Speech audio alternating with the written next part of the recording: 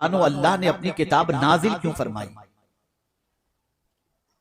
इस किताब के नुज़ूल का एक सबसे बड़ा मकसद यह है कि वो इंसान जो किसी भी एतबार से कामयाबी का मुतमन्नी है, वो इंसान जो कामरानी हासिल करना चाहता है, वो इंसान जो जीने की राह तलाश करना चाहता है, और वो इंसान जो ऐसे रास्ते पर चलना चाहता है जिस रास्ते पर चलकर जन्नत का वो हकदार बन जाए या माबूद बरहक के कुर्ब की दौलत से माला माल हो जाए, और इसी के साथ हर उस रास्ते पर चलने से वो बच जाए जो नाकामी का रास्ता है, तबाही का रास्ता है, बर्बादी का रास्ता है। कुरान मुकद्दस अल्लाह ने नाजिल फरमाया ताकि इस कुरान के जरिए दोनों रास्ते उसके सामने वाज़े कर दिए जाएं, ताकि बंदा अच्छी तरीके से समझ सके कि कामयाबी किस रास्ते पर चलने के अंदर है और नाकामी किस रास्ते पर चलने के अंदर है। जब दोनों रास्ते उसके सामने वाज़े हो जाएंगे तो जो इंसान कामयाबी हासिल कर कामयाबी के रास्ते पर चलेगा, और जो नाकामी जिसकी मंजिल बना ले वो नाकामी के रास्ते पर चलेगा। आप देखिए कुरान मुकद्दस ने वाज़ेह तौर पर इस कुरान की शान बयान फरमाई, इन्ना हादल कुरान यहदी लिल्लती हिया अक़वम, कि बेशक ये कुरान सबसे सीधा रास्ता दिखाने वाली किताब है।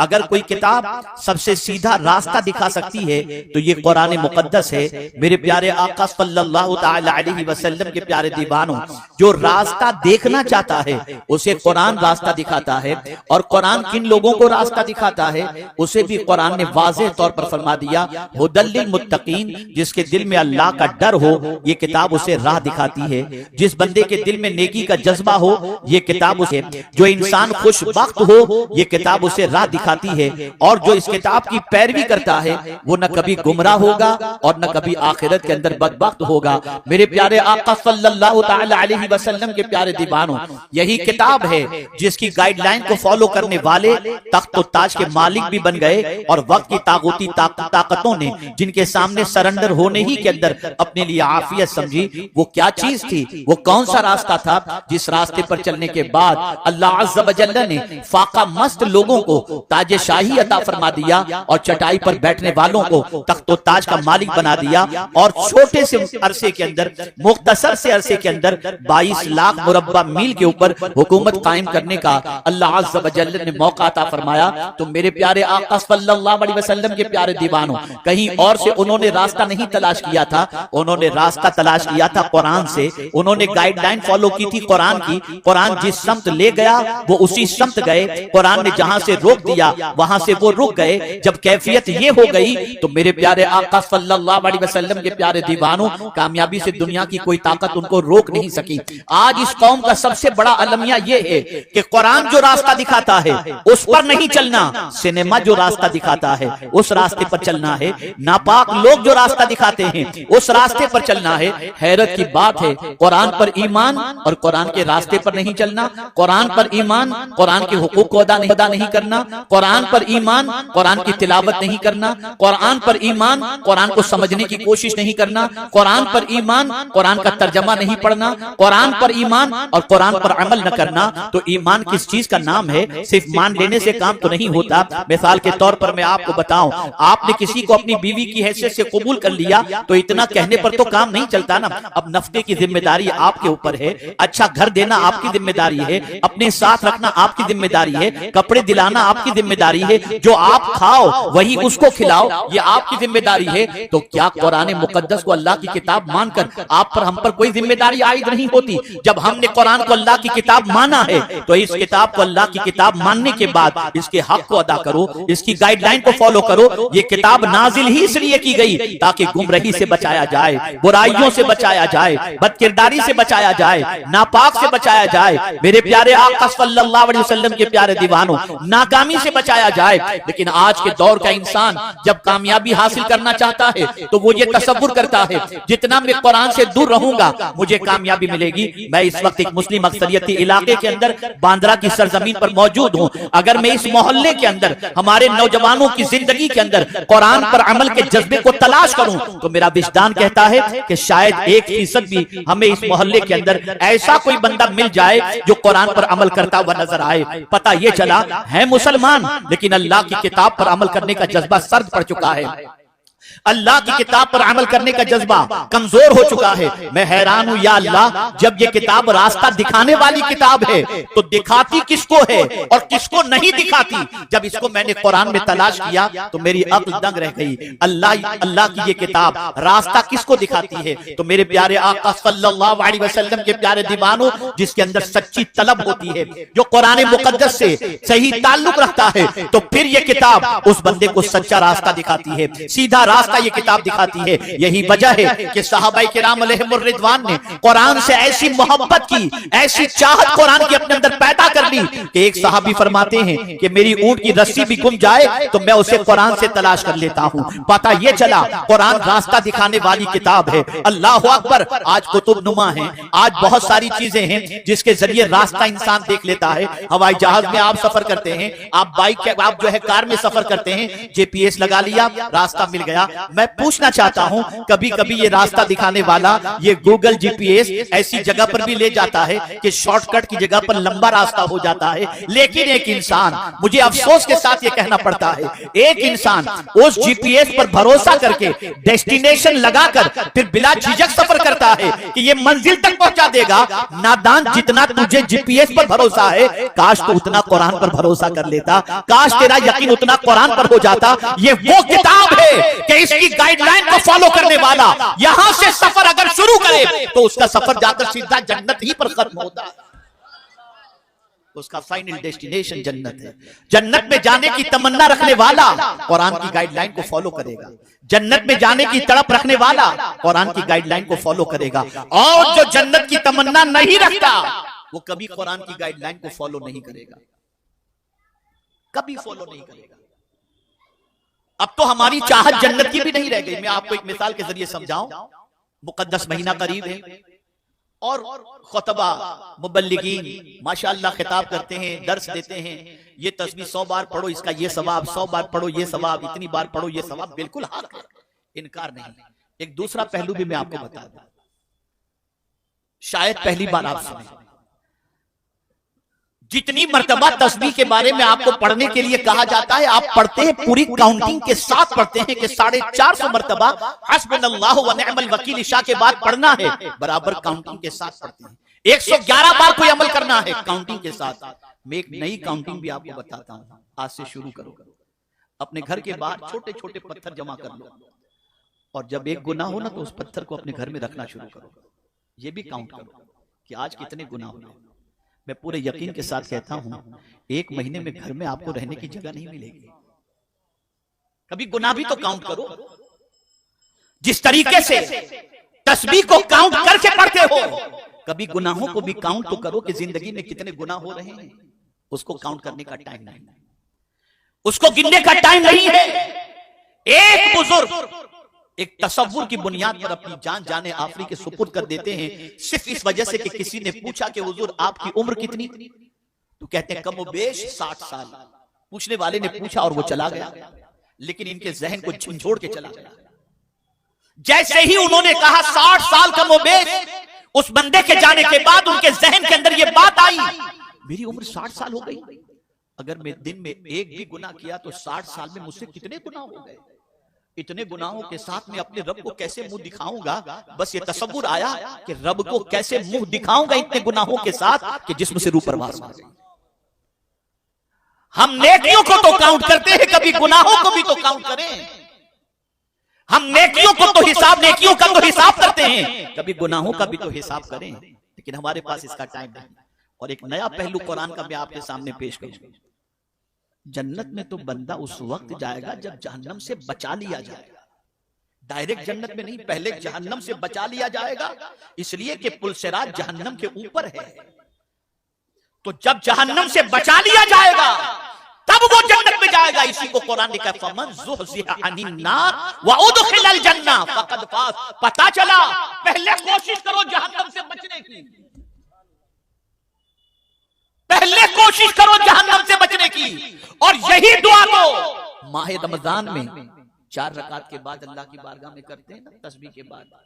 सुबहानल मलिकिल कुद्दूस सुबहानल मुल्की वल मलकूत सुबहानल इज्जति वल अज़मति वल हैबति वल कुदरति वल किब्रिया वल जबरूत सुब्हानल मलिकिल हय्यिल लज़ी ला यमूत सुब्बुहुन कुद्दूसुन रब्बुना व रब्बुल मलाइकति वर्रूह। उसके बाद क्या पढ़ते हो? अल्लाहुम्मा अजिरना मिनन्नार। जन्नत का सवाल नहीं हो रहा, वहां जन्नत का सवाल बंदा नहीं कर रहा। 4 रकात के बाद सवाल कर रहा है तो ये कर रहा है, अल्लाह मुझे जहन्नम से बचा ले। इसलिए कि जहन्नम से बचा लिया गया तो जन्नत में जाएगा। काम सारे जहन्नम के करें और जन्नत की उम्मीद कैसे पूर्ण करेंगे जहन्नम के रास्ते? तो जब कुरान के रास्ते पर इंसान चलता है तो ये किताब उसे जहन्नम से बचा ले जाती है। उस रास्ते पर चलने से वो बंदा रुक जाता है। अब मैं यहां पर, चूंकि वक्त बहुत मुख्तसर है और हमें जल्दी से खत्म भी करना है यहां परमिशन की वजह से, और एक मजबूत खिताब आपने सुन भी लिया, लेकिन मैं सिर्फ थोड़ा सा समझा दूं एक कुरान का डायरेक्शन। कौन सा बंदा है जो कुरान के रास्ते पर नहीं चल पाता? हिदायत की 2 किस्में।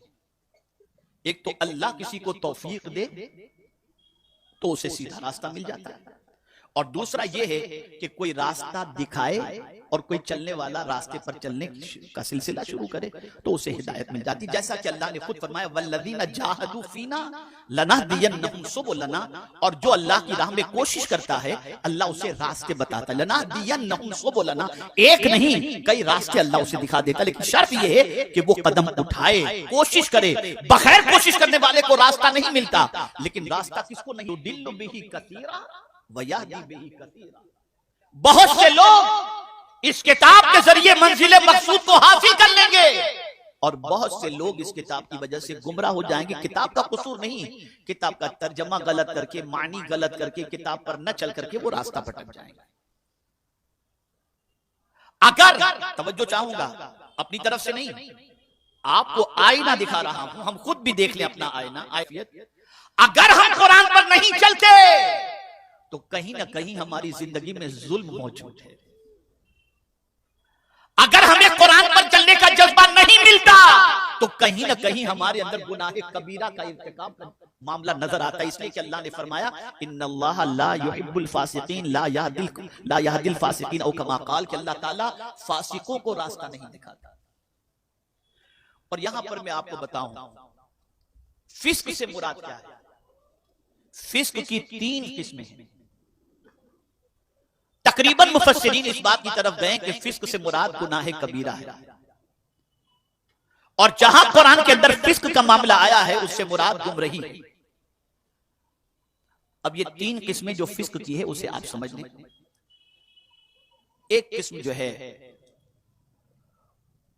वो ये है कि कोई बंदा इत्तेफाकिया गुनाह कबीरा कर ले, इत्तेफाकिया उससे गुनाह कबीरा हो गया, जबकि वो गुनाह कबीरा को बुरा मानता है, वो ईमान से खारिज नहीं होगा। इत्तेफाकिया उससे गुनाह हो गया, दिल में भी उसको गुनाह को बुरा मानता है, और अगर उसने तौबा कर ली अल्लाह उससे सीधा रास्ता दिखा देता है। फिस्क की दूसरी किस्म है जानबूझ करके गुनाह कबीरा करना, जानबूझकर। इसे इन्हिमाक, फिस्क इन्हिमाक कहते हैं कि आदत ही बना लेना गुनाह करने की, कबीरा की। मेरे प्यारे आका सल्लल्लाहु ताला अलैहि वसल्लम के प्यारे दीवानों, जिसने गुनाह कबीरा को अपनी आदत बना ली अल्लाह ताला उस बंदे को सीधी राह नहीं दिखाता। और तीसरी किस्म जुहूद, और वो ये है कि आदमी गुनाह कबीरा को अच्छा समझने लग जाए और ये कहे कि यार ये तो आज के दौर की जरूरत है, अच्छा समझे गुनाह कबीरा को, तो फरमाया गया उसके ईमान के खत्म हो जाने का अंदेशा है, वो बेईमान होकर के मरेगा। इन्नल्लाह ला यहदिल कौमल फासिकीन। तो अगर हम पूरा मजमुए के तौर पर अगर देखें, बहुत सारे हमसे कहते हैं मौलाना की बातों में कुछ नहीं रखा, फला ऐसा फला ऐसा फला ऐसा फला ऐसा। मुझसे किसी ने जयपुर में पूछा था कि अच्छा बनने के लिए हजरत क्या होना चाहिए। मैंने कहा दूसरों के कमाल देखो, खुद के ऐब देखो, अच्छे बन जाओगे। लेकिन हम दूसरों के ऐब में से ही फुर्सत नहीं पाते और खुद को बाकमाल ही समझते हैं, इसलिए हम अच्छे बन नहीं पाते। मेरे प्यारे आका सल्लल्लाहु ताला अलैहि वसल्लम के प्यारे दीवानों, अगर कुरान की गाइडलाइन पर चलने में दिक्कत हो रही है, कुरान कहता है नमाज कायम करो, कुरान कहता है झूठ से बचो, कुरान कहता है अकरबा परवरी करो, कुरान कहता है गरीबों मिस्किनों की मदद करो, कुरान कहता है जिना के करीब मत जाओ। अगर इन सारी चीजों पर चलने के अंदर तकलीफ होती है तो समझ जाना कि ईमान बिल्कुल कमजोर और टिमटिमाते दिए की तरह है। किसी मुफ्ती साहब से फतवा लेने की जरूरत नहीं है, कुरान का फतवा है।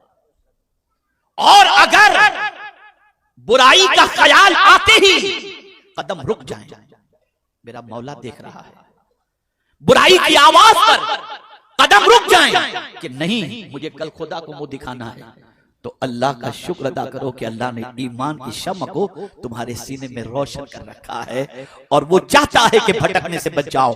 कौन भटकने से बचता है? तो उसको भी कुरान ने कहा किसको हिदायत मिलती है, फमनित्तबा हुदाया फला यदिल्लु वला यशका। जो कुरान की गाइडलाइन की पैरवी करता है अल्लाह उसे गुमराह भी नहीं करेगा और क़यामत के दिन उसे बदबख्त भी नहीं करेगा। पता चला कुरान को फॉलो करो। ये एक मिसाली मोहल्ला बन सकता है, ये क़यादत करने वाला इलाका बन सकता है। अक्सरियती इलाका मुसलमानों का है, मुसलमानों का ये अक्सरियती इलाका है। यहां पर हमारे नौजवान है। मैं अभी मस्जिद से आ रहा था, मैंने चंद नौजवानों को बाइक पर खड़े रहकर बात करते देखा। अपना फर्ज मनसबी समझकर मैंने कहा कि आप यहां खड़े रहकर टाइम वेस्ट करते हैं, आ जाइए महफिल में, शायद कोई बात आपकी समझ में आ जाए। मैं पूछना चाहता हूं, जिस कौम का मिजाज ही बन जाए कि जिस रब के बंदे हैं उस रब का जिक्र भी अच्छा नहीं लगता, उस कौम की तबाही को, उस कौम को तबाही से कौन रोक सकता है? अब तो हमारी कौम को गाने अच्छे लगने लग गए, हमारी कौम को पिक्चर अच्छा लगने लग गया, हमारी कौम को अय्याशी अच्छी लगने लग गई, हमारी कौम को अल्लाह का जिक्र बोझ बनने लग गया। जब कौम का मिजाज इस तरीके से बन जाए तो फिर अल्लाह ऐसी कौम को न उरूज देता है, न तरक्की देता है, न सुकून देता है। इसलिए आज मुझे आपको यह बताना है कि यह किताब सीधा रास्ता दिखाती है, सबसे सीधा रास्ता। और इसीलिए अल्लाह ने फरमाया कि सुनो, अगर मुझे तलाश करना हो तो इधर उधर नहीं मिलूंगा, मैं तुम्हें मिलूंगा तो सीधे रास्ते पर मिलूंगा। तो जिसे मुझे पाना हो वो टेढ़े रास्ते पर न चले, सीधे रास्ते पर चले। और इसीलिए हर रकात के अंदर दुआ करते हैं हम, इहदिनस सिरातल मुस्तकीम, हमको सीधे रास्ते पर चला। उनके रास्ते पर जिन पर इनाम नाजिल हुआ, वो कौन है इनाम याफ्ता बंदे? जिनको खुदा मिल गया, जिनको मुस्तफा जाने रहमत मिल गया, ये वो है। और हुजूर सल्लल्लाहु अलैहि वसल्लम ने फरमाया, ऐ सीधे रास्ते के मुतलाशियों सुनो, व अन्न हाज़ा सिराती मुस्तकीमन फत्तबिऊ, कि बेशक मेरा ये रास्ता सीधा रास्ता है, इसकी पैरवी करो। और फिर कहने वाले ने कह दिया, तरीक़े मुस्तफा को छोड़ना है वजह बर्बादी, इसी से कौम हुई है बेइख्तिदार अपनी, हमें करनी है शहंशाह बतहा की रजा जोई। वो अपने हो गए, अल्लाह, वो अपने हो गए तो रहमते परवरदिगार अपने। तो अगर हम चाहते हैं कि बर्बादी से बचें तो हीरो के तरीके छोड़ दो, आज से घरों में उस तरीके से खाना छोड़ दो, उस तरीके की जींस पैंट पहनना छोड़ दो, उस तरीके से चलना फिरना छोड़ दो, मुस्तफा प्यारे के तरीके पर आ जाओ। आकाए करीम सल्लल्लाहु अलैहि वसल्लम के उस्वे हसना पर अमल करना शुरू कर दो। और हुजूर भी कहां मिलेंगे? सीधे रास्ते पर, यासीन वल कुरआनिल हकीम इन्नका लमिनल मुरसलीन अला सिरातिन मुस्तकीम। सीधे रास्ते पर चलोगे तो हुजूर भी मिल जाएंगे और खुदा भी मिल जाएगा और जन्नत भी मिल जाएगी। और ये कुरान सीधा रास्ता दिखाने वाली किताब। मत बुरा भला कहो उलमा को, ये बेचारे सीधा रास्ता दिखाते हैं, इन्हें बेवकूफ न समझो दीन पर चलने की बुनियाद पर, ये सीधा रास्ता दिखाते हैं। तो मेरे प्यारे आका सल्लल्लाहु ताला अलैहि वसल्लम के प्यारे दीवानों, ये किताब सीधा रास्ता दिखाने के लिए आई। ये किताब हिदायत की किताब है। इस किताब की पैरवी करो, और अगर किताब की पैरवी करने में दिक्कत आ रही है तो इसको समझ लेना चाहिए कि हमारे अंदर बहुत सारी खामियां हैं। उन खामियों को दूर करने के लिए अल्लाह की बारगाह में सच्चे दिल से तौबा करो, और ये दुआ जब करो कि अल्लाह हमको सीधे रास्ते पर चला, तो ये रास्ते पर चलने की दुआ से पहले हम अल्लाह की बारगाह में क्या दुआ करते हैं? इय्याका नअबुदु व इय्याका नस्तईन, हम तेरी ही इबादत करते हैं, तुझे ही से मदद मांगते हैं। और फिर मदद क्या मांगते हैं? हमको सीधे रास्ते पर चला। जहन बनाओ कि मौला से मदद मांगोगे वो सीधे रास्ते पर चलाएगा, और जब सीधे रास्ते पर चलने के लिए एक कदम उठाओगे ना, तो फिर क्या होगा? तो हदीस कुदसी है, मेरा रब इरशाद फरमाता है, मेरी तरफ कोई एक बालिश बढ़ता है तो मेरी रहमत एक हाथ उसके इस्तकबाल के लिए तैयार है।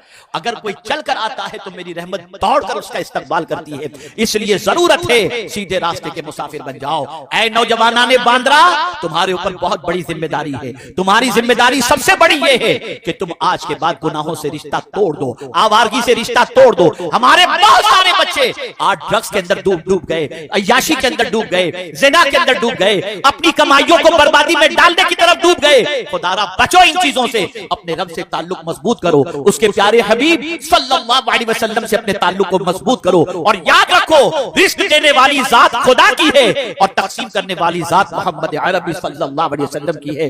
देगा अल्लाह ही, लेकिन मुस्तफा के हाथों से अता फरमाएगा। इसलिए कुरान भी दिया तो डायरेक्ट हमारे घर पर नहीं भेज दिया, अपने महबूब के वास्ते से अता फरमा दिया। इसलिए मेरे प्यारे आका सल्लल्लाहु अलैहि वसल्लम के प्यारे दीवानों, हुजूर से भी ताल्लुक मजबूत करो, अल्लाह अज़्ज़ व जल्ल से भी ताल्लुक मजबूत करो, और कुरान की गाइडलाइन को फॉलो करने की कोशिश करो। मैं पूरे यकीन के साथ कहता हूं, सबसे बड़ा कमाल जो अल्लाह इस कुरान पर अमल करने की वजह से अता फरमाएगा वो ये है, फमन तबिअ हुदाया फला खौफुन अलैहिम वला हुम यहज़नून। अल्लाह फरमाता है, जो मेरी हिदायत की पैरवी करे, मेरे बताए हुए रास्ते पर चले, उससे ना कोई खौफ और ना कोई गम।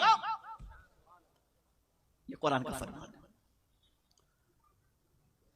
अगर हमारे इतने बड़े इलाके के नौजवान सीधे रास्ते पर चलने लग जाएं, बुराइयां छोड़ दें, हीरोगिरी छोड़ दें, दादागिरी छोड़ दें, बुराइयां छोड़ दें, नाच गाने बाजे तमाशे छोड़ दें।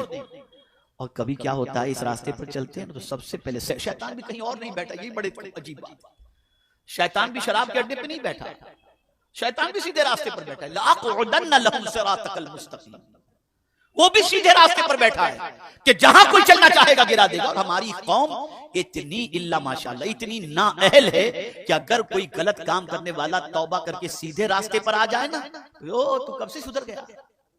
ला हौला वला कुव्वता इल्ला बिल्लाह, उसे सीने से लगाना चाहिए, उससे दुआएं करवानी चाहिए, उससे मोहब्बत करनी चाहिए। इसलिए कि अगर आपका हमारा बिगड़ा हुआ बच्चा अगर सीधे रास्ते पर आ जाए तो हमें खुशी होती है, तो खुदा का बंदा अगर सीधे रास्ते पर आ जाए तो खुदा कितना खुश होगा। और उम्मत मुस्तफा सीधे रास्ते पर आ जाए तो हुजूर कितने खुश होंगे। खबरदार, सीधे रास्ते पर आने वालों की क्रिटिसाइज ना करो, उनका मोरल जो है डाउन ना करो, उनको आप जो है इंकरेज करो, उनकी हौसला